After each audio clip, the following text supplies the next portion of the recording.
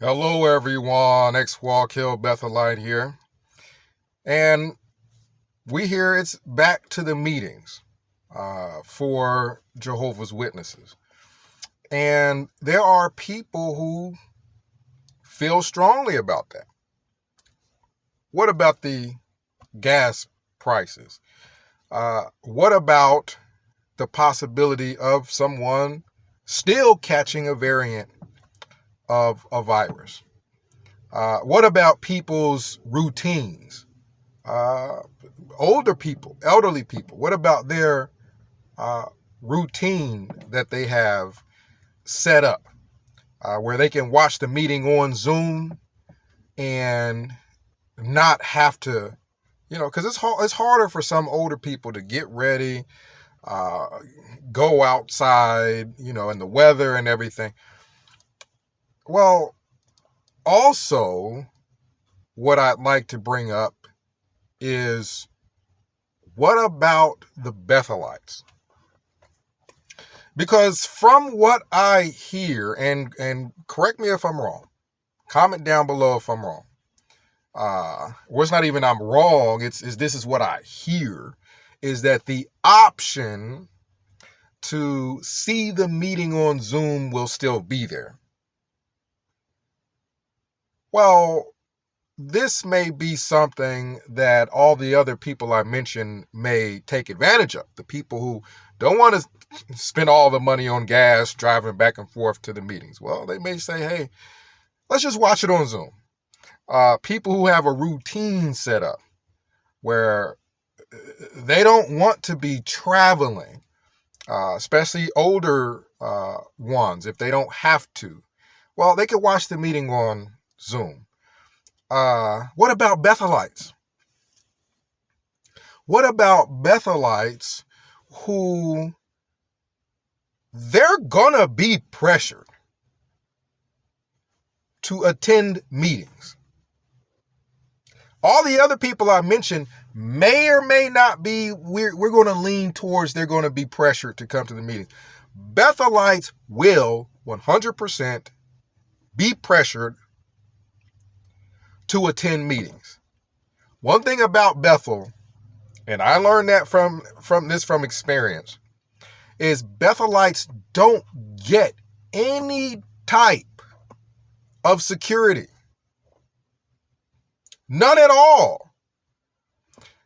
As a Bethelite, you can do something, upset the wrong person or people, and be getting your walking papers to leave Bethel the next day, the next week. As a Bethelite, you feel pressure to do things, and that's wrong. Jehovah's Witnesses allow Bethelites to be treated like cattle. Governing body treat Bethelites like cattle, right? But Jehovah's Witnesses in general allow this. As a Bethelite, you volunteer to serve God. Now, let's not use the term volunteer to excuse Watchtower for manipulating people and lying to people in order to get the volunteers. If you want to look at a Bethelite as, hey, they're a volunteer, which means any treatment they get is okay, which is, it's not true. That doesn't mean you get to treat a person any old type of way because you list them as a volunteer. I say Bethel was always looked at as a career, and the rank and file always thought Bethelites were treated well.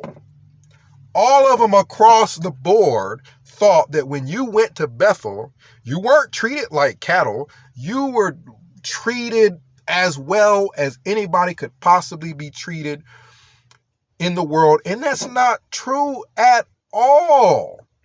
Even if you want to slap the well, they're volunteers, that don't make it okay for Watchtower to lie to people to get them to volunteer. It don't make it okay for Watchtower to manipulate people. Oh, you're going to be working for God. Oh, you're going to be a part of this family, this Bethel family, and you can expect all this high conduct from all these people, and you're going to be treated so well when it's not true. A person who decides that they want to volunteer for a good cause, excuse me, a person that decides that they want to volunteer for a good cause has the right to select a good cause. That organization does not have the right to lie to them in order to get them to volunteer or to work for free. So a Bethelite is not getting paid, yet Watchtower expects a Bethelite to do more work than a person who is getting paid. A Bethelite is not just a person who has a 9-to-5 at Bethel. This is a person who's expected to get up earlier than what they have to be for work. You have to get up at like 6, if not earlier, because of the situation with the bathrooms. If everybody's got a bathroom, then, you know, and there's it's not crowded or anything like that, then yeah, you can get up, you know, get up at 6 or something like that and be ready for morning worship at 7. But everybody's situation is different. Some people's room is further away from the bathroom. You got to go through all this stuff. Then you got to walk all the way to where morning worship is being held. And it's not always close depending on where your room is. And this is every single day. So you have to add all that into your daily routine, meaning sometimes people are getting up at 5:30 to make sure they're on time for morning worship. At Bethel, you're expected to be up earlier than what you even need to be to work. Then you go and you do your assigned job, right? Well, guess what? And Bethel didn't tell you this most likely before you came, but they've got extra duties, right? Something about this, to me, sounds morally wrong. To work someone more than you would if they had a regular full-time job, you're giving them extra duty. And you know you're not paying them. So you're just laying on all this work, right? But that's okay for Jehovah's Witnesses. They don't care. They don't care that this Bethelite had to get up early he could have read his text on his own if he wanted to. He had to get up early just to hear people talk about the text and have a breakfast that typically is not that hearty. They should have sausage, eggs, pancakes, things like that should be provided every morning. Not kashi cereal, not quiche, not stuff that's not going to keep you filled up throughout the course of the day. Let's also look at all these extra duties, right? Because they want to have you help clean up the dining room. So you got dish duty, where you have to help with the dining crew. That's an extra duty on top of your assignment, on top of morning worship, on top of, you know what I mean? And that's not it. You got a washman duty. So now you got all this other stuff you got to do. And you have a washman duty, meaning you have to walk this whole building, making sure all the windows are shut, making sure all the doors are shut, making sure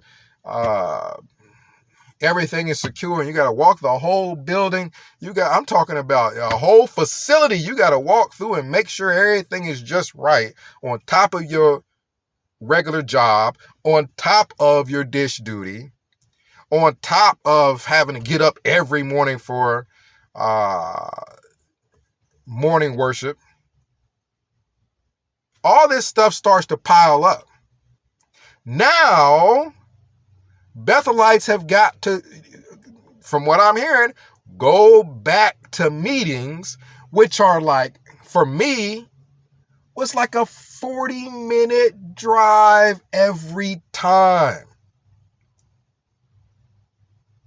And Bethel is not providing transportation. Bethel isn't providing a driver to get you there. You're tired. You had to get up early. You had all these extra duties on top of your regular job, on top of doing tours. My lands, the day of a Bethelite could be as busy as humanly possible. Now you got meetings on top of morning worship, on top of the extra watchtower study you have to do as a Bethelite.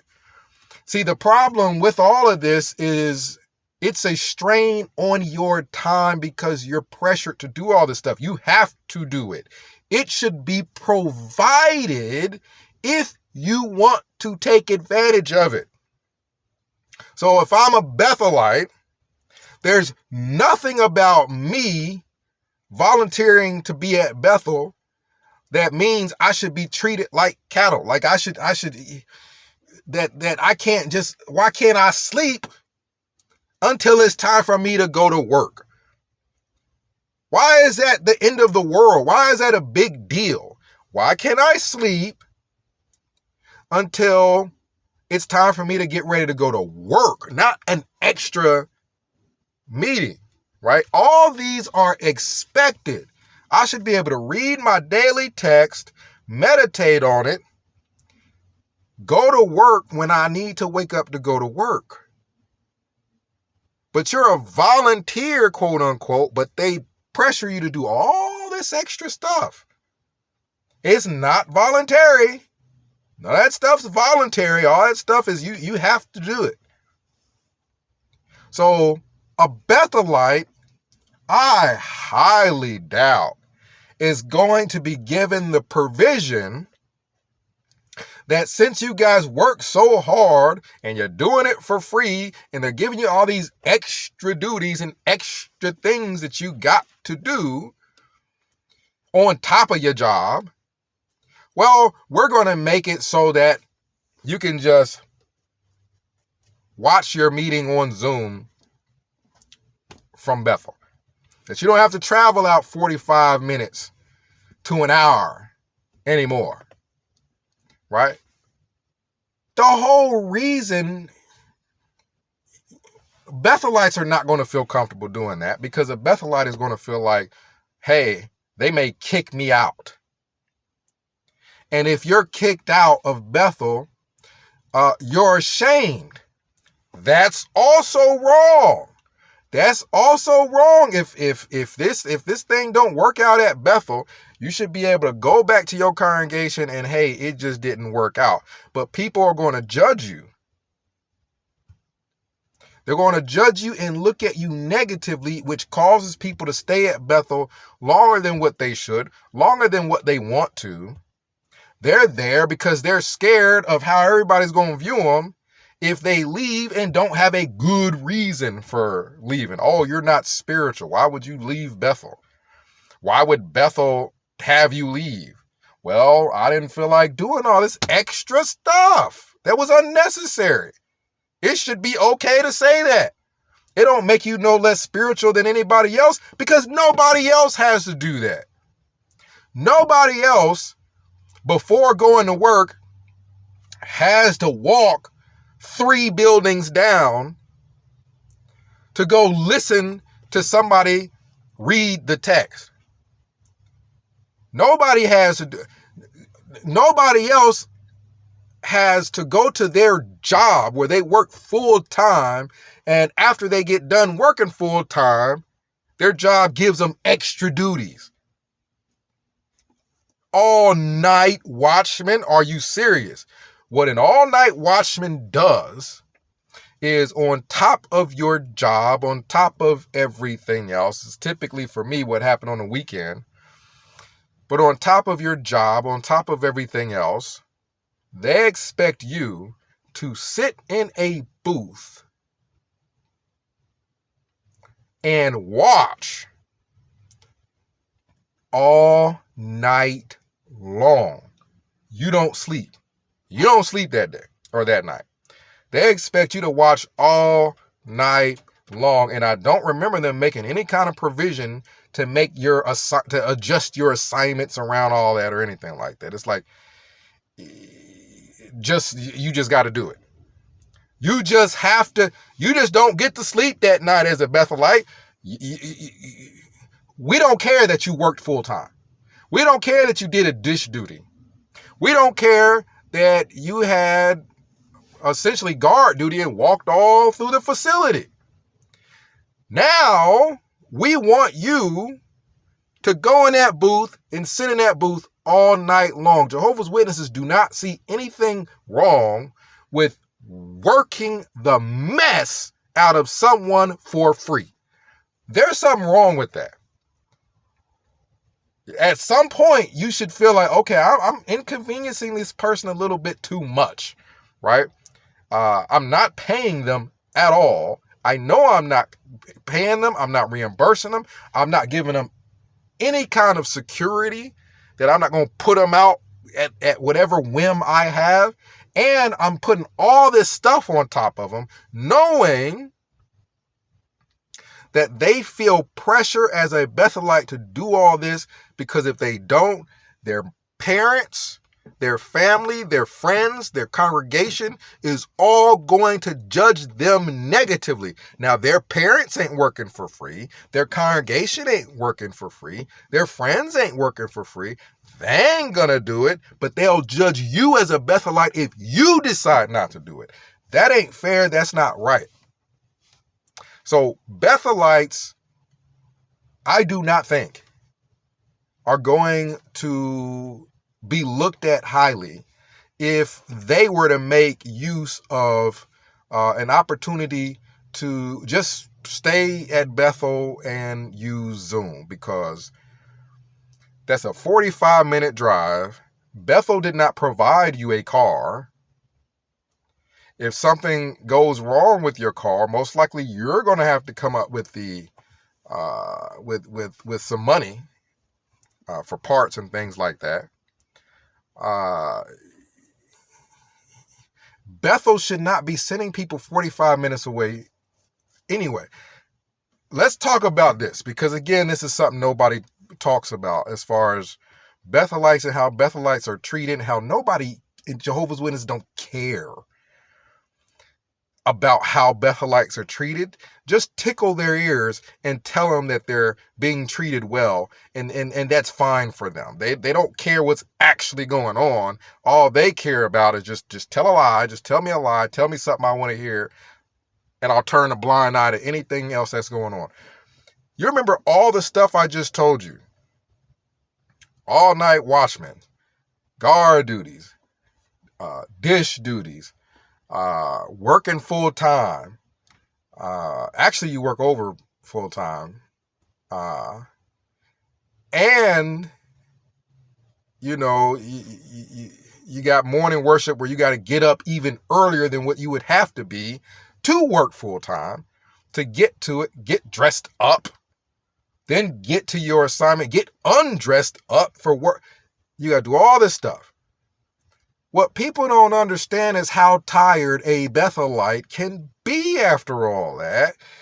And Bethel don't care. Bethel's sending you 45 minutes away for your meeting. Now, the distance a Bethelite travels varies. For every Bethelite, they're sitting all over the place. So how long it takes them varies. For me to get to Poughkeepsie, if I remember correctly, It was about 40 minutes. If there's traffic, it'd be more. Keep in mind, I'm tired. And I got to drive this distance. Do you know how unsafe that is? I just got worked like a dog. And now they just, on top of all that, they have no shame. They do not care that they could have meetings right there at Bethel. They got this big auditorium. They don't have to send you way out nowhere. But Bethel uses Bethelites. The governing body uses Bethelites as cattle. The governing body sees it as, hey, it's not enough that we got these people working for free. It's not enough that we got them waking up earlier than what they have to wake up to work. It's not enough that we're giving them all this extra work on top of their full-time work. We want to use them to help boost our numbers at these congregations way out here and way out here. We're going to spread them out all over the place. And the way Watchtower looks at it is they're still working you. They're still working you. They're making you help boost their numbers at congregations all around New York. It's wrong. It's wrong. For free, they never stop using you. They're using you. That's why they were using me. That's why they're sending me 40 minutes away. That's why after, all that work, all them extra duties, doing tours on top of all that,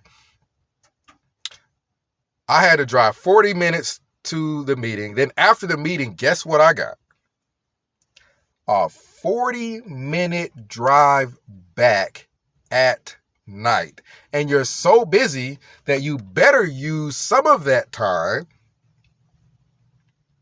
to stop at CVS, to get yourself, some people have allergies, some medicine for allergies.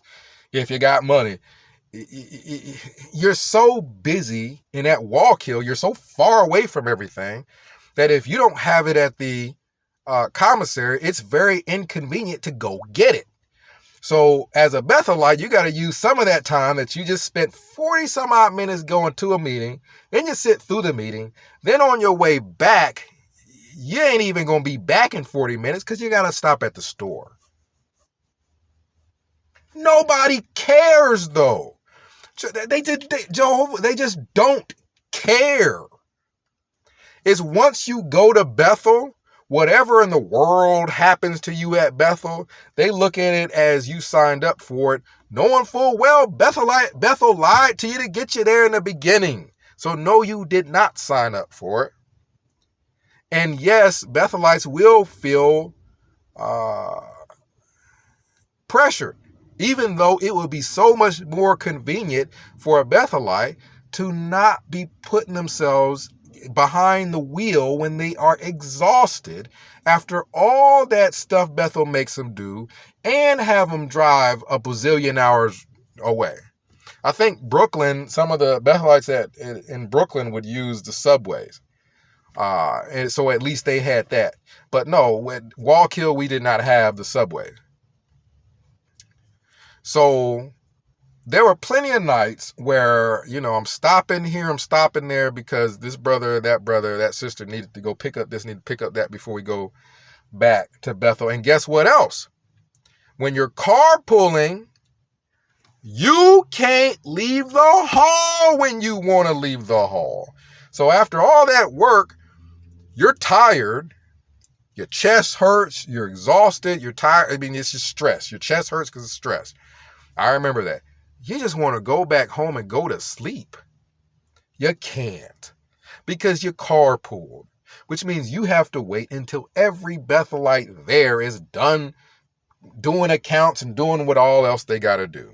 You can't even leave to go home when everybody else leaves, and they ain't got a 40-minute drive. They live in a territory. People don't look at none of this. You know what I mean? When you're a Bethelite, You're supposed to smile about all this. You're supposed to speak highly about all this. And if you complain, and if you bring up a reasonable complaint, this is a reasonable complaint. It's a little bit too far. And I'm not getting back to Bethel until super late. And guess what? You got to be up early in the morning for morning worship again to start the next day. You see how worn out you can get in Bethel? They don't care. They will put you out the next day if any little thing. Comment down below. Let me know what you think. But I just don't think Bethelites should be treated like cattle. Going back to the meetings means sending them all over freaking New York. You know what I mean? Like you would send, meat to a store here and meat to a store there, and let's help the customers there and there. They're sending Bethelites all over New York to help all these other congregations. What about the Bethelite? They don't care about them at all. You can feed cattle. That don't mean that, you know what I mean, that treatment is fine. People look at it as, well, did they feed you? Did you have lunch? Okay, well, if you had lunch, then did you have dinner? Okay, if you had dinner, then it don't matter what they did to you. I mean, that's how you look at cattle. Did you feed it? Did you feed the steer? You fed it? Okay, well, it's good then. You know what I mean? It's not. Bethelites are human beings also. And this whole going back to meetings things means Bethelites are going to have to drive long distances to congregations, worn out, tired, get behind the wheel, and nobody cares what happens to them. That's what that means. Comment down below. 937-789-4029. X-Wall Kill Bethelite signing out.